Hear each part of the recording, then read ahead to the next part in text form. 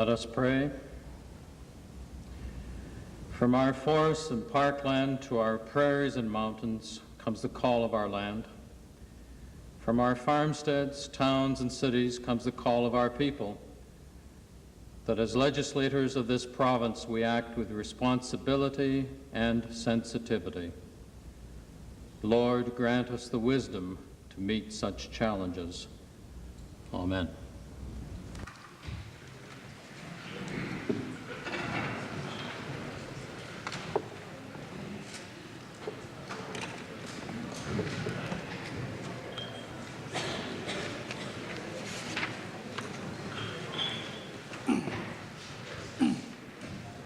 Introduction of visitors. Presenting petitions. Reading and receiving petitions. Presenting reports by standing and special committees. Notices of motions. Introduction of bills. Mr. Speaker, I request leave to introduce Bill number 40, the Alberta Heritage Savings Trust Fund Special Appropriation Act 1986-87. This being a money bill, Mr. Speaker, Her Honour the Honourable Lieutenant Governor, having been informed of the contents of this bill, recommends the same to the Assembly. Mr. Speaker, the bill transfers from the General Revenue Fund to the Heritage Savings Trust Fund 15% of the non-renewable resource revenue on a normal appropriation basis. The Honourable Provincial Treasurer has moved first reading of Bill number 40, Alberta Heritage Savings Trust Fund Special Appropriation Act 1986-87. Those in favour of this motion for first reading, please say aye. Aye. Opposed, please say no. Motion is carried. A bill being Alberta Heritage Savings Trust Fund Special Appropriation Act 1986-87, introduced by Honourable Mr. Johnston, is now read a first time. Speaker, I think it appropriate I beg leave to introduce Bill 268, an act to amend the Alberta Heritage Savings Trust Fund Act. Mr. Speaker, this bill would amend the Act in that section which now requires legislative approval of a motion to invest monies from the fund in a provincial crown corporation. Instead of a motion for approval, an appropriation act would be required, including in its process appropriate consideration of the estimates of the desired investments in the Committee of Supply. The Honourable Leader of the Opposition has moved first reading of Bill 268, an act to amend the Alberta Heritage Savings Trust Fund Act. Does the Assembly agree to this motion for first reading? Opposed? Carried. A bill being an act to amend the Alberta Heritage Savings Trust Fund Act, introduced by Honourable Member Mr. Martin, is now read a first time. Mr. Speaker, I request leave to introduce Bill number 49, Take or Pay Cost Sharing Act. This being a money bill, Her Honour the Honourable Lieutenant Governor, having been informed of the contents of this bill, recommends the same to the Assembly. The intent of the bill, Mr. Speaker, is to resolve the issue of who should bear the interest costs accruing to the pipeline's top gas loans to producers once deregulation occurs. This bill follows the recommendations of the National Energy Board that the issue be resolved by the imposition within Alberta of a charge on all Alberta producers who are new users of the Trans-Canada pipeline system to defray part of the top gas interest costs. The levy, Mr. Speaker, will not be payable on certain exempted gas, and that will be determined in the regulations. Having heard the motion by the Honourable Minister of Energy for first reading of Bill number 49, Take or Pay Cost Sharing Act, those in favour of the motion, please say aye. Aye. Those opposed, please say no. Motion is carried. A bill being Take or Pay Cost Sharing Act, introduced by Honourable Dr. Weber, is now read a first time. Mr. Speaker, I request leave to introduce Bill number 50, the Gas Resources Preservation Amendment Act 1986. The principal amendment in this bill is required to accommodate the gas agreement of October 1985 and removes the incrementality test to allow consistency with the principles of negotiated pricing for natural gas. However, Mr. Speaker, the amendment requires that the Energy Resources Conservation Board not to grant a permit unless, in its opinion, it's in the public interest of Alberta to do so, having regard to a number of factors, but including any other matters considered relevant by the board.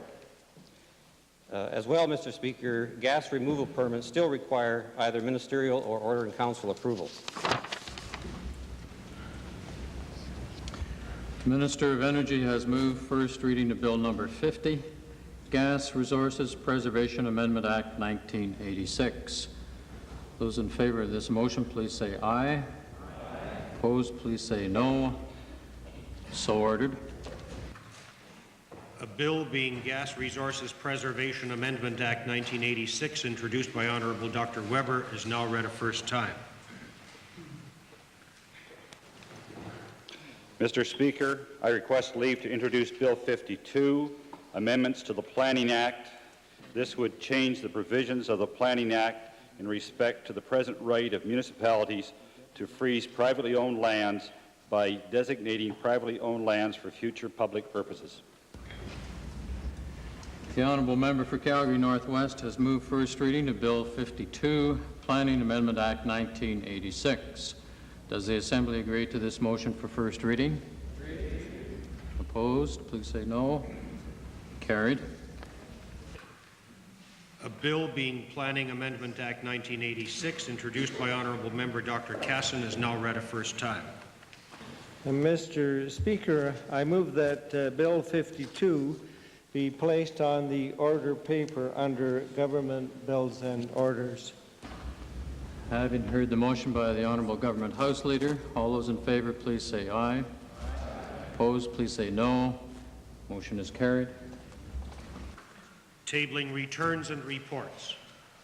Mr. Speaker, I'd like to table with the Legislative Assembly today a very important public information document titled Monitoring the South Peak of Turtle Mountain 1980 to 1985.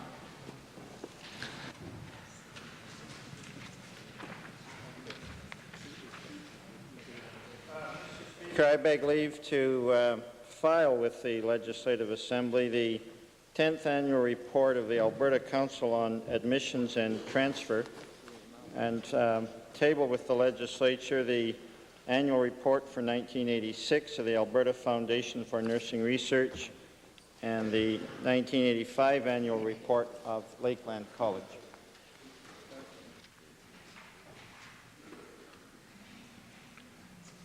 Introduction of special guests. Mr. Speaker, I would like to introduce to you and to the members of the Assembly Miss Joanne Deschef of Falaire and Mr. Ted Wood of Tollfield. The winners of the essay and poster contest held during Municipal Involvement Week this past May. The essay and poster contest was the department's invitation to students. Who knows, Mr. Speaker, future members of government. And I would like to introduce them and wish them so well on any career they may undertake that would lead them here someday, Mr. Speaker. I would ask that Miss Deschef and her mother and Mr. Wood stand in the gallery and receive the welcome of the members.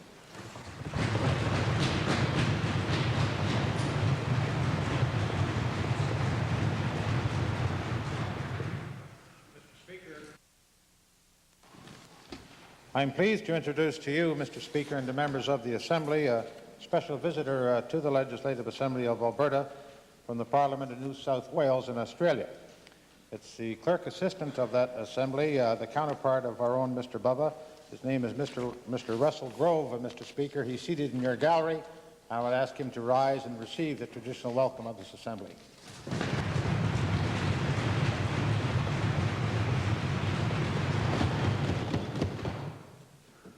Mr. Speaker, it's my privilege to introduce to you and to the members of this Assembly a group of delegates from across the province representing the Alberta Association of Independent Church Schools. I would ask that they would rise and receive the warm welcome of this House.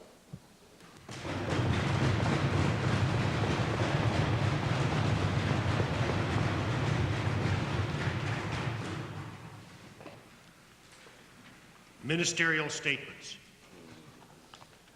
Mr. Speaker, I am pleased today to announce that the Government of Alberta will allocate $12 million to the 1986-87 Priority Employment Program.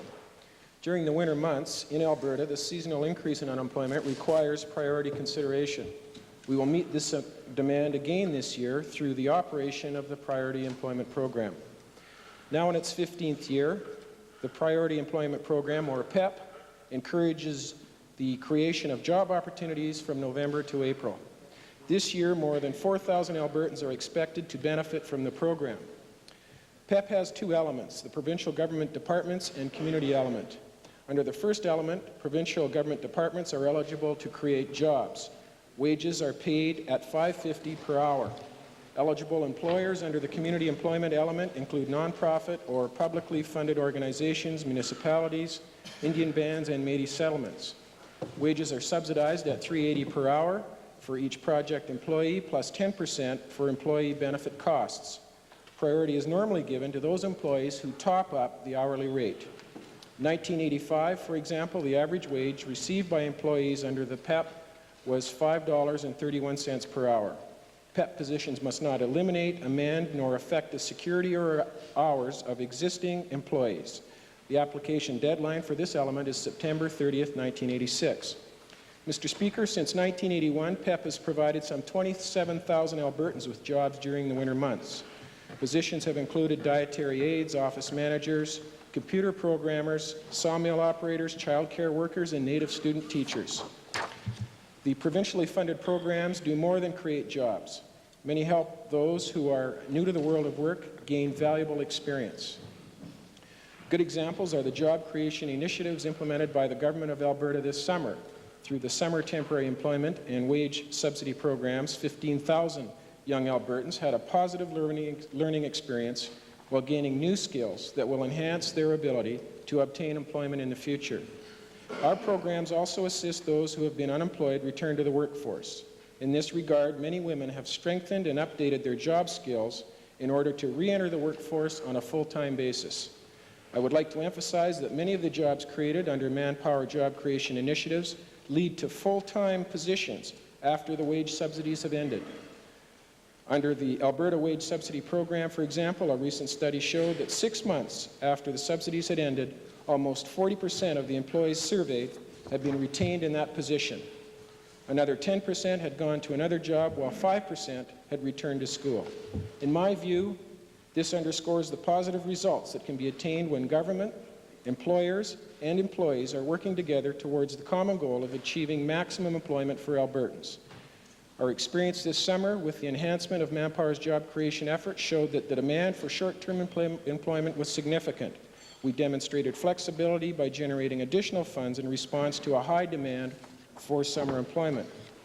I intend to take the same approach this summer. Our goal is to be flexible so that we can respond appropriately to the needs of unemployed Albertans.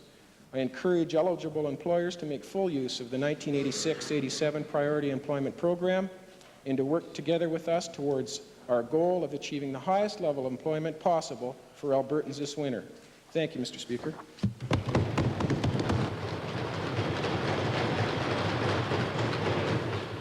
Mr. Speaker, in replying to the ministerial announcement, certainly we on this side of the House always welcome any move by this Conservative government to increase employment. And so any announcement of a program that will do that, we will certainly accept it and congratulate the government. But I have to say that there has been a lot of money spent on what I call make-work projects in the past, say since 1981. They do cost a lot of money, a lot of taxpayers' money, and a lot of the people end up back on unemployment at the end of this program. Now, I know some move on, as the minister said, but there are statistics that prove a lot of them end up back there. So in some cases, the programs have been a failure. The other point that I would like to stress, where the minister says on page 2, and I quote, that PEP positions must not eliminate, amend, nor affect the security or hours of existing employees. I hope, Mr. Speaker, that we're going to police this much more than we have in the past, because we've raised in this House examples of where that has happened. So I would hope that there's a monitoring system so that this program is intended to do what it's supposed to do, Mr. Speaker. But I would say, Mr. Speaker, that it shows that the diversification that this government has talked about, the reason we need programs like this is because there's been a total failure in dealing with our economy by this government, and it again has to do with our two major industries, agriculture and energy, being basically in disarray. But again, Mr. Speaker, in conclusion, even with this $12 million to the PEP program, and I welcome it, it's going to be a long, cold winter, unfortunately, in Alberta. Oral question period. Yes, Mr. Speaker, I'd like to direct the first question to the Minister of Energy. Mr. Speaker, yesterday IPAC projected that oil field activity next year would be only, I think, 30% of 1985 levels. And the CPA predicted that the number of oil industry jobs which might be lost now could go up to some 70,000. And of course, new layoffs were announced in Calgary. All of this, despite the fact that the international price of oil is inching upwards. Mr. Speaker, the Tory energy policy is sure a resounding success in this province. My question is, does the Energy Minister have any information on what level international prices will have to reach before this sort of devastation of our oil industry is stopped? Well, Mr. Speaker, the honourable member, glad to see, has had a look at the IPAC report on the energy industry with their proposals with respect to how they see the industry responding to certain steps that government might take over the upcoming months. And we've been working very closely with that particular organization as well as other umbrella organizations to get their views on what steps should be taken by government. And as the honourable leader should know, is that there's a wide range of views as to what should be done. However, the IPAC organization represent a broad spectrum of the oil industry, as does the small explorers and producers for the smaller companies and the CPA for the larger companies. And certainly the drop in prices has had a significant impact on the energy industry, not only in this province and country, but throughout the world. And we're working very closely with our colleagues in Saskatchewan and British Columbia and the federal government to take steps to see whether or not we can bring the activity up to a higher percentage than what the honourable member is referring to. Certainly 1985 was a very busy year in this province. And if the steps that that are proposed by IPAC can be accomplished, we would have approximately 50% or better of the activity of 1985. The honourable leader talks about resounding success. He's got a one-track mind in terms of what he's going to recommend, and that is a floor price. And the floor prices mean that taxpayers pay more money to support the industry in this country and mean more regulation, precisely what that party wants this government to do. So get people back to where Spurs are. Well, it's better to have a one-track mind than to have all the views and sit there and be paralyzed like this government is. My question was what price, but we'll come at it. If saying we're talking about a number of views, the minister is well aware then that the Canadian Association of Oil Well Drilling Contractors has recommended that a base price be in the range of new oil of around $20 US. Other than saying he's considering it, what is the specific government response to this stabilization idea? Well, Mr. Speaker, we've had a series of meetings with the federal government at the official level, as well as meetings between myself and Mr. Mass, the Federal Minister of Energy. And we have discussed a number of alternatives, including the proposal we put forth to the Federal Minister with respect to a credit stabilization program. Officials are assessing that, and I expect to have further discussions with the Federal Minister very soon with respect to that particular policy. Well, Mr. Speaker, talk about one-track mind. We've assessed, we've talked, we've assessed, and as we know, the unemployment figures keep going up. But my question is to the minister simply this: is this the type of stabilization alternative for new production that this government is advancing? Tell us if that's the sort of thing that we can look forward to in the future, or are we just talking still? Mr. Speaker, if the Honourable Leader of the Opposition would have some patience, he'll find out in due course. Well, what about the people who are being laid off? What patience do you It's not, expect them to Mr. have? Speaker, it has nothing to do with my patience. It has to do with the patience of the people of Alberta. They're waiting for some direction from this government. My question is to the minister or the premier. We notice that there's been 1,000 new welfare cases occurring in Calgary in August. I imagine they're a little impatient, Mr. Minister, and another record breaker. My question is, has the premier or the minister asked for any analysis to the degree to which these jumps in welfare cases are related to the crisis in the energy sector? Or do you? Well, Mr. Speaker, the honourable member may have forgotten, but I'm no longer the Minister of Social Services and Community Health, so the acting minister may take it as notice and for the minister to respond when she comes. Supplementary information, Minister of Education. Mr. Speaker, as the Acting Minister of Social Services and Community Health, I will take the question on notice and raise it with the honourable member. Member for Westlock Sturgeon, supplementary. That's all right. Nothing. Mr. Speaker, to the Minister of Energy, I'm sorry I'd missed Minister of Education supplementary. I know he needs all the help he can get, but to the Minister of Energy, one of the concerns that's bothering the Independent Petroleum Association, of course, is TransCanada Pipeline's application to increase its already high charges for transporting natural gas to the east. Is the government efforts in transportation of gas to get the gas costs reduced? How is the government going to intervene? Are they going to intervene at all, or are we just going to stand by and idly watch the rates go up? Well, Mr. Speaker, the honourable member is asking a supplementary with respect to really a number of issues that relate to deregulation of natural gas, including the one issue that he just raised. And as I indicated a number of times in this House, we are looking at the number of issues related to gas deregulation, consulting with the industry, and are taking steps to deal with those issues. If we can accomplish what we want to accomplish prior to November 1st, the date of total deregulation, then we would proceed. But, Mr. Speaker, that is just one of a number of issues related to gas deregulation. Member for Littlebow. Speaker, supplementary question to the Premier. The Prime Minister of the country made a visit to the maritime provinces and made some very concrete agreements with those provinces relative to the energy industry.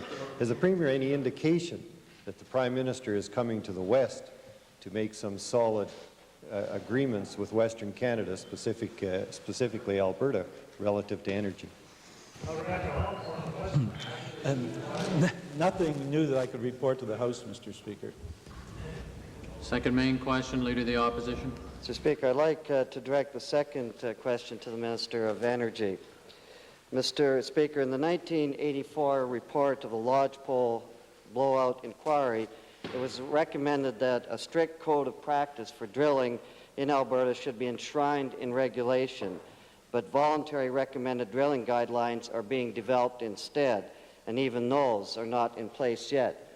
My question, Mr. Speaker, given continuing blowouts, deaths, and injuries since Lodgepole, why has the minister not ensured that a mandatory set or a mandatory code of practice is in place as the Lodgepole report recommended?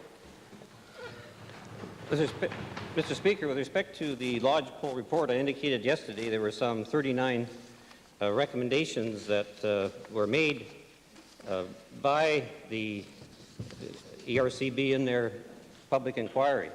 And we are following up on those recommendations in a number of ways. I outlined in the House yesterday some of the ways in which we were following up. I'd like to, Mr. Speaker, indicate that in addition to the numbers that were raised in the House yesterday by the Honourable Leader and my reference to the blowout report and the improved situation with respect to wells being inspected and the smaller number of wells being shut down each year because of those inspections. In fact, the numbers we were talking about yesterday primarily related to drilling activity, and I'd like to indicate today that with respect to service rig inspection policy, 1984, the ERCB strengthened that policy by, in a greater way, selectively inspecting service rigs throughout the province. And we have, from 1984 to 1986, found an improvement whereby in 1984, 31% of the service rigs inspected were found to be unsatisfactory, but not serious enough to shut all those down. That improved to 21% in 85, and so far this year, that number is now down to 17%, significant improvement. And of the rigs that inspected this year, only 15 of them were deemed serious enough to have been shut down, for a total of 5% of the total rigs inspected to date. A significant improvement, Mr. Speaker. However, we are following up on all the recommendations. After every accident, there's an inspection of an investigation to determine the cause, and we'll look at that investigation results, or those results, and decide where to go from there. Well, supplementary question, Mr. Speaker. That may well be that those percentages, the questions had to do with how many are being inspected, though 31% of two or 17% of one. And yesterday, Mr. Speaker, the minister in his answer said that ERCB seems to take quite a scattergun approach to service rigs, and I quote, "They follow up on inspections as best they can." Now, Mr. Speaker, given that servicing can also be quite dangerous, and that we saw this last weekend can cause deadly blowouts, what steps is the minister now taking to make sure that a solid approval and inspection process is in place for service rigs? Well, Mr. Speaker, the policy with respect to the inspection of rigs is well outlined in the report, Oil and Gas Well Blowout Report, Events of 1985-1986. The policy's there if the Honourable Leader would care to read it. The ERCB keep track of service work that's being done in the province, and by the criteria that's outlined in the report, particularly those wells that are sour gas type wells, companies that have not as good a record as others. There's a special emphasis on inspecting those sites. Mr. Speaker, I would like to also indicate that in addition to the large number of people who we have inspecting rigs throughout this province, we in fact have tens of thousands of well servicing work going on each year, or tens of thousands of sites. And it would be totally impossible to visit every one of those sites. So on a selective basis, with the priorities as outlined, the record is very good. However, as I indicated yesterday, we can always improve, and we intend to improve. And in that regard, we've established a joint industry and government enforcement committee solely dealing with service rigs that are being operational. And that has been in place since April of this year. They're looking at the inspection process, as well as the ERCB's role in that process, and they will be making recommendations to me very soon. Well, supplementary question, Mr. Speaker. It certainly is in the realm of debate to say that it's good when you don't only do 28%, and 13.5% were found negligent. My question is that the RCB concentrates its inspections, as the minister says, in sour gas wells. And he said on July 2nd, the minister, that other wells were inspected dependent on their safety records and the cooperation of rigs and contractors. Now that seems a little vague, Mr. Speaker. So my question is to the minister, will the minister be taking steps to ensure that the ERCB inspects all wells it deems necessary, no matter the opinion of contractors about that? Well, Mr. Speaker, I certainly would have to check Hansard to the accuracy of that quote. However, the policy with respect to inspections is outlined in the report that I referred to a few minutes ago. And in terms of my responses to the other questions, in terms of the steps that we're taking to deal with inspecting service rigs as well as drilling rigs in this province, we are expecting the report from the Joint Committee. We've got the, as well as I indicated yesterday, the training center with some 1,000 employees will be trained each year in dealing with working on drilling rigs and safety precautions that are necessary in servicing wells. Well, Mr. Speaker, the minister will have to remember what he says from time to time, but my question has, again, to come back to the mandatory part of it rather than the voluntary. It seems to me that's important. That's what Lodgepole recommended. And in view of the fact that energy companies right now face ever more severe cash problems, there will be a temptation to cut back on safety. And my question simply is this: does this not make the need for a mandatory code of practice even more pressing now?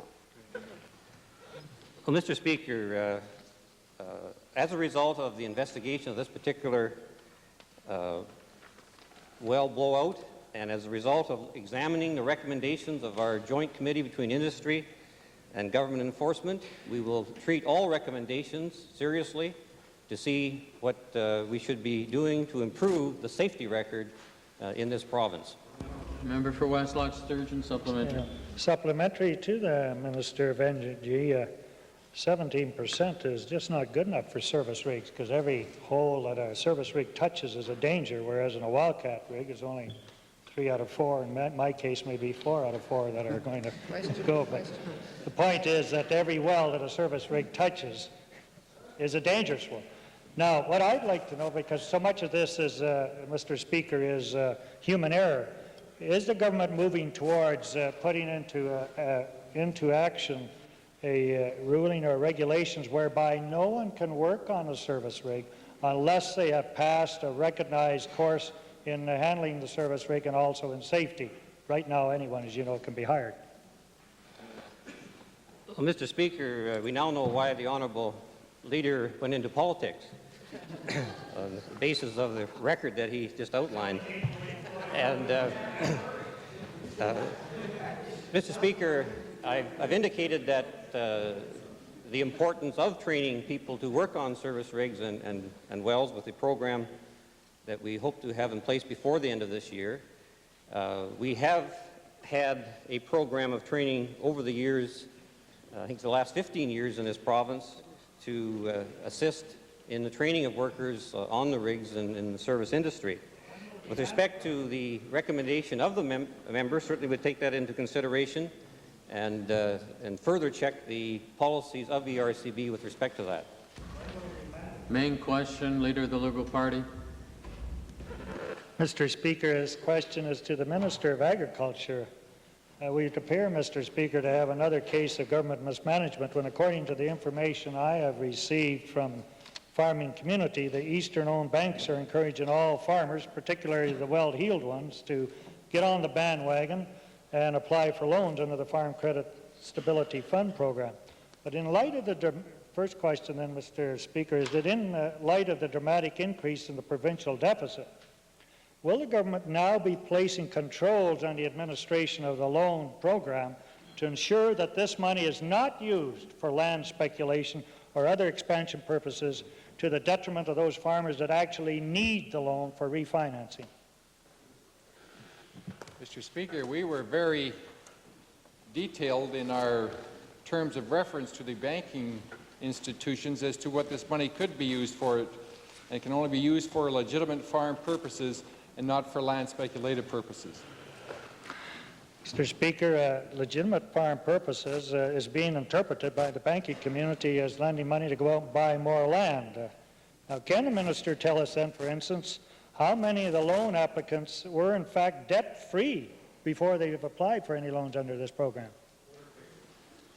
Mr. Speaker, we can't give the honourable member correct figures as it relates to that, because we're still in the process of making sure that those who have applied for funding will have the funding made available to them in a very quick and prompt manner. But I can share with them that we've received to date some 4,542 applications, and that is of 6 o'clock yesterday, amounting to some $628 million, and the average loan amount is $138,000. Mr. Speaker, as you can see, the money's disappearing at a great clip, so it's important that it be used where it'll do the most good. Well, will the minister be implementing a system for sliding scale interest rates in view of the fact that farmers in a profit position can deduct all their interest from income tax, while less fortunate farmers must pay tax on the full amount of their interest? Are we going to have a sliding scale interest system to help those farmers that are not in the income tax paying position? Mr. Speaker, the Liberals are consistent in their request for more regulation. No matter what one does, they wish to regulate a good program to death. We're not about to do that because we feel that we brought forward an excellent program that the agricultural sector is going to benefit substantially from. And unlike the comments by the honourable member, it's obvious the program is very effective when one analyzes the uptake on this program. And there is the figures that I've shared with them, it indicates that about 1/4 of the program has been taken up, slightly in excess of 1/4 of the program over a 1-month period. Our projections are holding very true. I'm sure that this money is going to last for a considerable amount of time because those who are wishing it are taking advantage of it. Mr. Speaker, I don't know how you could justify a program to how many people line up for a free lunch. Will the minister abandon the present system of fixed payment loans instead allow farmers to make repayment without penalty based on their cash flow, high some years, lows not? Mr. Speaker, when we introduced this program, we indicated that the prime and the key criteria was repayment ability, which we will maintain throughout the life of this program. The farmers that are hard-pressed are the ones that are using this program. In the event that the honourable member figures there should be no help available to the agricultural sector, I wish he'd be honest and state so. We feel the agricultural sector is in need of help and support, and that is why this government brought forward this very worthwhile program. Member for Bakerville, supplementary. Thank you, Mr. Speaker. The honourable minister referred to the number of applications received under the program. I wonder if he could indicate to us just what percentage of those applications are being accepted and which ones are being rejected. Mr. Speaker, we don't have that information available to us, but I would assume that the vast majority of these would be accepted. Otherwise, the banks themselves would not apply for a verification number, because I would assume that the banks themselves would go through the process of analyzing the loan portfolio to make sure that they would be eligible for it prior to seeking a verification number. Question to the minister in terms of the uptake and also the eastern banks, in a sense, manipulating their credit. Has the minister any indication at this point in time that there is a withdrawal of credit from Alberta that is into central Canada that is replacing the amount of money that's being placed at the hands of the banks by the government of Alberta? No, Mr. Speaker, we have no indication of that whatsoever. And I should point out to honourable members and to our agricultural sector, in the event that they are having difficulty in obtaining a loan from one of the banking institutions, they're always free to go to another one. And we would hope that they would follow that avenue. I can also point out that the #1 borrower under this program at the present time is the Treasury branch. Main question, Leader of the Representative Party, followed by the member for Edmonton Strathcona. Mr. Speaker, my question is to the Minister of Agriculture. Yesterday, the Minister stated that the Honourable Mr. Mayor, Minister responsible for the Wheat Board, stated that he was sending a telex to the Minister. Could the Minister indicate whether that telex has been sent and whether a response has been received at this time? Yes, Mr. Speaker, we sent a telex yesterday to the Minister responsible for the Canadian Wheat Board. As of this time, we have not received a response. Mr. Speaker, supplementary question to the Minister. Could the Minister indicate when a response is expected and whether at, say, tomorrow's date or this afternoon's date, what the next action of the Minister is to put pressure on the federal government to convene the Parliament to act on this question before us? Mr. Speaker, we're going to assess the situation on an ongoing basis to hopefully see it resolved sometime in the very near future, because it is a very costly process for the agricultural sector. In the event that we don't have a response in a very short period of time, we will follow it up with a telephone conversation. I'm not just sure what the minister's schedule is myself. As the honourable member has indicated, Parliament is in recess. It could be the honourable members on vacation, but we are going to follow it up in the event that we do not receive a response from our telex in a very short period of time. Mr. Speaker, supplementary to the Minister, yes, certainly it is a costly venture. In 1981, farmers were losing about $10 million a day during the strike. Potentially, we could lose $260 million in terms of the loss of sales. Could the Minister indicate in this strategy of putting pressure on the federal government whether he or the Premier are willing to convene the Alberta MPs and gain their support to put pressure on the federal government to convene Parliament to act on this matter of the strike at the Lakehead? Mr. Don't judge the MPs by your own status. Mr. Speaker, as the honourable member is aware, it is under federal jurisdiction, and he is correct. In 1981, the strike did cost somewhere in the vicinity of $10 million a day, and it did go on for 16 days. We would hope that the federal government would take some type of action, but I should share with him, too, the caveat in that neither side has asked for a mediator as of yet. And we would be hopeful that both the union and the management would recognize the seriousness of this problem and involve themselves in meaningful negotiations so that this difficulty can be overcome, which again I just underscore, which is very detrimental to our agricultural sector. Mr. Speaker, supplementary question to the Premier, and it's with regards to contacting the Prime Minister of the country. I think this matter is very serious.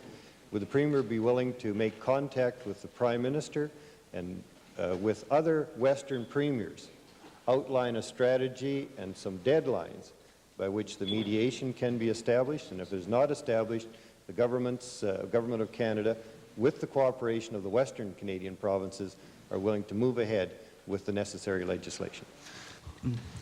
Well, Mr. Speaker, in consultation with our Minister of Agriculture, if it appeared necessary to do that, we certainly would. Supplementary, Westlock Sturgeon. Mr. Speaker, also to the Premier, this is a national emergency. There's no question shutting down is even as bad as the 70,000 jobs lost in the oil industry. Can a Premier not use his influence to ask the Prime Minister's country to convene Parliament early, convene Parliament as soon as possible to discuss this particular issue? Mr. Speaker, these are always matters of judgment, and if in the judgment of the federal government it's necessary to do that, then I'm sure they will. Member for Vegreville, supplementary. Thank you, Mr. Speaker. Supplementary to the Honourable Minister, could he indicate to us whether or not the deficiency payment that the agriculture ministers are jointly pressing the federal government for envisions a payout only for grain to be exported, or does it involve grain that's domestically consumed? Mr. Speaker, that is exactly what the Federal Minister of Agriculture is working on to make by way of presentation to the First Ministers as to whether it would involve strictly export grain or a combination of both export and domestic grain. As the honourable member is aware, it falls under the federal jurisdiction. We're looking forward to their proposal. We pushed them very hard, and they did decrease the timeline in which they would come forward with a specific proposal, and we look forward to that specific proposal. Supplementary, Cypress Ratcliffe. Supplementary question, Mr. Speaker, to the Minister. I wonder if the Minister himself or through the Minister of Economic Development has made any approaches to have the Alberta grain that's on the way to the Lakehead rerouted through either Vancouver or Prince Rupert so that it doesn't get caught in the problems down there.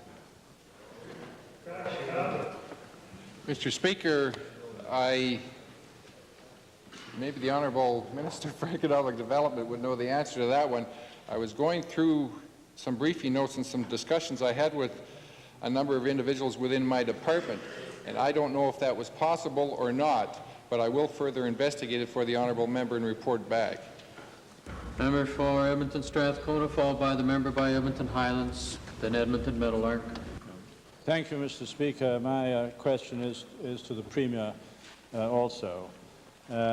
It appears to be the practice of the government that when cheques for awards, grants, scholarships and so on are to be distributed to persons resident in or carrying on business in a constituency represented by a member of the government party, Mr. Speaker, then that government MLA effects personal delivery.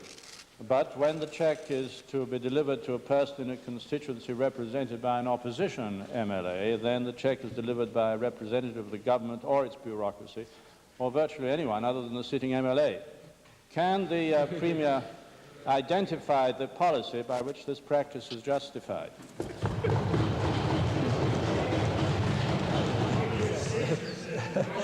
Mr. Speaker, I recognize a representation in that question, and I'll review the matter and report back to the honourable member. Mr. Speaker, I take it then that it's conceded. I'm sorry, Mr. Speaker. That the government does regard the money as the people's money and not the money of the Conservative Party. Yes, Mr. Speaker. And if I can ask another supplementary, Mr. Speaker, is the reason for this practice simply that the government seeks political advantage from it?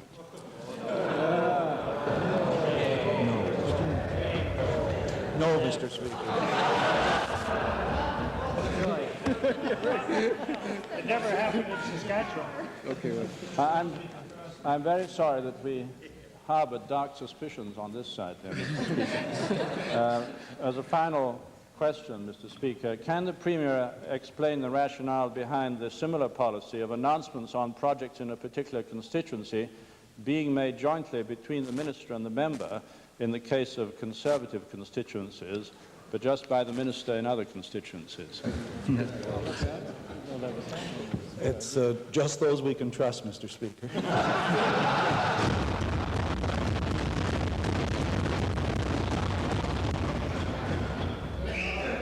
Edmonton Highlands, followed by the member for Edmonton Meadowlark. Speaker, I'd like to direct my question to the Minister responsible for the Women's Secretariat. I wonder, in responding to what I now consider to be the famous 64-cent question, that is the gender wage gap in Alberta, if the government and particularly the Minister's department is studying pay equity progress in other provinces, particularly Quebec, Ontario, Manitoba, to see how well they've been able to do. Yes, Mr. Speaker, we continue to monitor those experiments. Well, thank you. Supplementary question, Mr. Speaker, then. I wonder if the Minister will state categorically one way or another, is this government ruling out pay equity on principle? Mr. Speaker, this government rules out no possibilities when it comes to the potential for approaching the full and equal participation of women in Alberta life. However, I would say that my initial analysis of pay equity experiments throughout the world, particularly some of those in the United States and Australia, indicate that the problems may be far greater than the solution that it speaks to. A supplementary question then, will the Minister make it clear, is his department not working in any respect towards establishing a program of pay equity to reduce the more than $10,000 a year in wage discrepancies based on gender in the Alberta Public Service? Is that the case? Mr. Speaker, to be absolutely clear, the government believes firmly in equal pay for equal work. The government believes firmly in moving to reduce, wherever possible, the wage gap that does exist. It is not working at this current time towards the concept of equal pay for work of equal value, at least as I understand that concept in terms of the various options and alternatives that exist in the world with respect to those experiments. Final supplementary, Mr. Speaker. The Minister may be interested to know that equal pay for equal work has existed since 1956 and even by his federal counterparts has been considered a failure. Will the Minister indicate how long women in Alberta will have to wait while this government sits around and dreams up excuses not to establish programs for pay equity in this province? Mr. Speaker, clearly the member's suggestion that the government has sat back and done nothing on this issue is not at all accurate in any respect. The progress towards this difficulty that the member points out in terms of the wage gap is clear year by year. There has not been any regression in this respect. It's not moved as fast as most of us would like to see it move, but it entails factors that are extremely complex with respect to our society.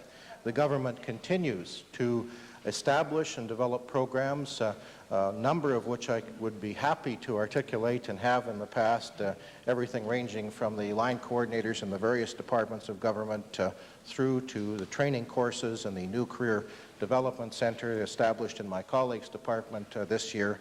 And this year I expect several other announcements to be made, at least by the First Minister's Conference in November.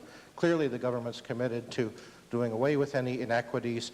Clearly it is not willing to move into an area like the one the member suggests without knowing the full ramifications which have been, by many reports, extremely negative in terms of opportunities for all people in a number of states in the United States and other parts of the world. Supplementary, Edmonton Gold. Mr. Speaker, can the minister tell us if there is an office established through him to deal specifically with this outrageous and unfair situation, the very least that should be done? Mr. Speaker, I'm not sure what the honourable member would mean by an office. There's certainly the Women's Secretariat whose primary responsibility is to coordinate activities government-wide. One particular office I would see to be an inadequate response to the problem. Member for Bow Valley. Supplementary, Mr. Speaker. Talking of equal rights for equal pay, is there not quite a few ways in our society where this happens? For instance, the question is, do female MLAs get paid the same as male MLAs?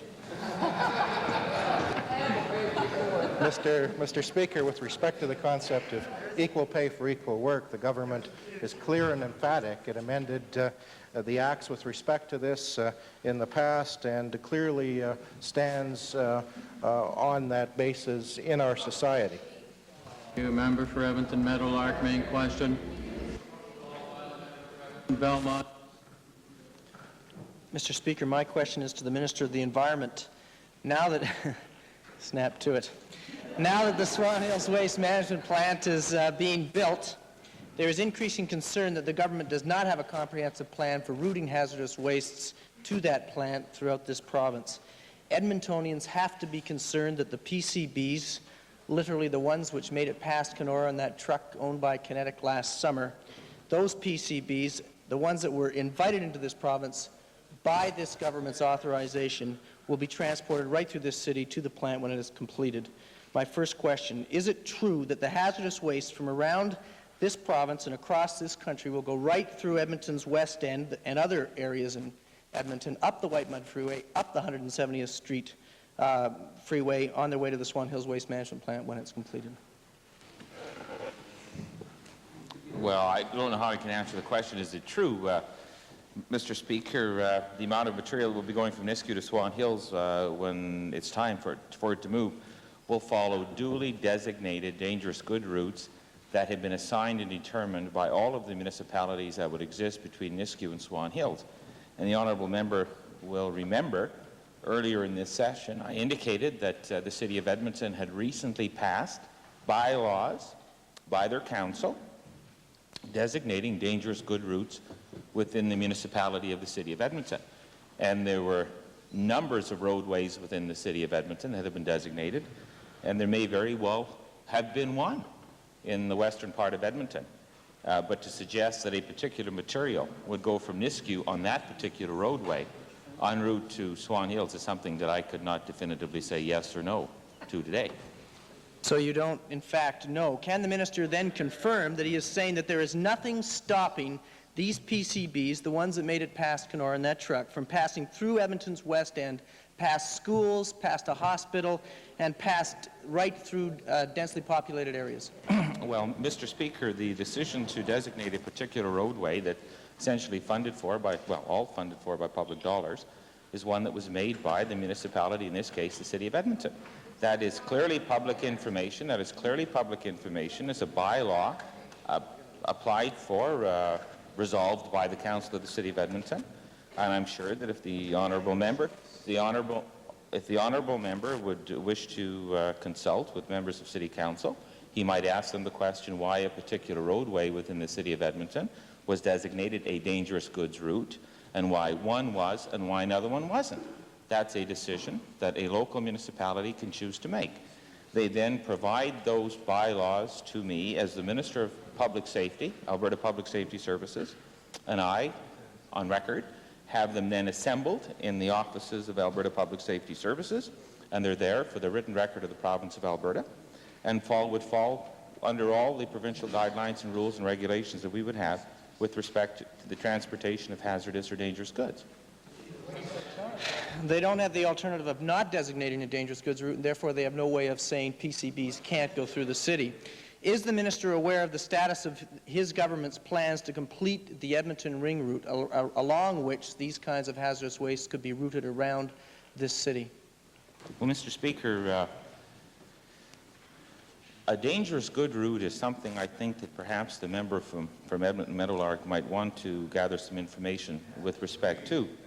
He might find out that a dangerous good route would take such... Excuse me. Please, Honourable Minister. Honourable Member for Meadowlark, please do not engage in the dialogue while the answer is being supplied to you, because I still see here that you do have opportunity for at least one more supplemental. That's more the accepted form of approach. Please, Honourable Member. Minister. Thank you very much, Mr. Speaker. A dangerous good route will cover the distribution route for a variety of materials, including gasolines that will go in the member's car when the member drives from his home, if it's in the west side of Edmonton, to where he works today at this particular moment, that he presumably would like to have a service station in his neighborhood. Somehow, that fuel that would have to come from a refiner to that particular service station would allow the honourable member to go and fuel up his car, would have to go across some route. Such a route has been designated as a dangerous goods route. Now, the honourable member might argue and say, well, the city had no choice to designate such routes. He's absolutely incorrect. Furthermore, if the honourable member would kindly take a look at a map of the province of Alberta, and he were to find where Nisku is located, and if he were to take a look at the roadways that exist to the west of Nisku and then to the north, from that point on, he would find that there are routes that would go to the west of Edmonton. And such routes could be followed in the transportation of such goods from Nisku towards Swan Hills. It should also be pointed out, Mr. Speaker, again, that the purpose of the Special Waste Management Corporation is to clean up and improve the environment of the province of Alberta. Swan Hills has been built to take materials that have been stored here, there, and hither throughout the province of Alberta in the past. We will all have to recognize that those goods will have to go from Nisku to Swan Hills, and there will be a point of time, and those goods will have to be transported if we want to arrive at the general objective of cleaning up the environment. Now, if the honourable member is saying that the people that he happens to represent in his constituency should somehow not have to see goods go by their homes, then that's a petition that I hope that he would very honestly come forward and say it's okay for somebody else to have to be responsible as a citizen of Alberta, but as the MLA for Edmonton Meadowlark, don't ask my constituents to be responsible. That kind of frivolous and smart answer is hardly becoming of a minister, who is charged with this level of responsibility. Does the government have a